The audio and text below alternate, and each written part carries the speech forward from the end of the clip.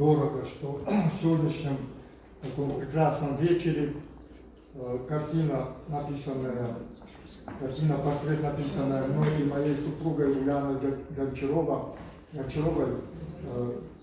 участвует, скажем так. Ну, я хочу немного проинформировать. Эта работа была написана то есть идейный ее вдохновитель Алибек Тавказахов. Буквально в августе месяце мы с ним встретились, и он рассказал, что давно мечтает воплотить образ великого поэта в картине. И как бы, немножко расскажу, как бы совершенно не было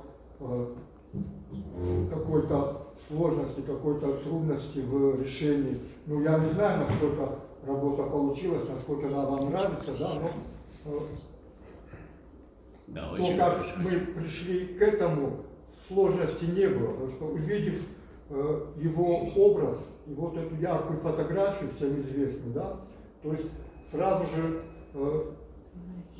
я как бы по-своему сразу проникся в его образ. Прочитав еще биографию трагичную, да, вот этот взгляд такой из глубины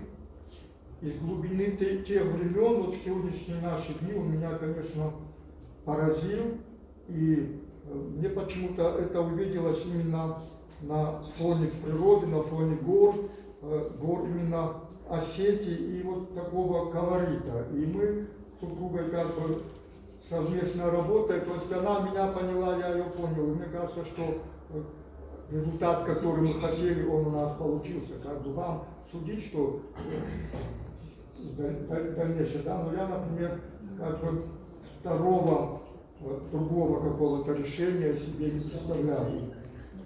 Конечно, это время было как раз совпало, я читал биографию, совпало с днем рождения 5 ноября. Конечно, вызвало возмущение, что общественность Осетии не отмечает.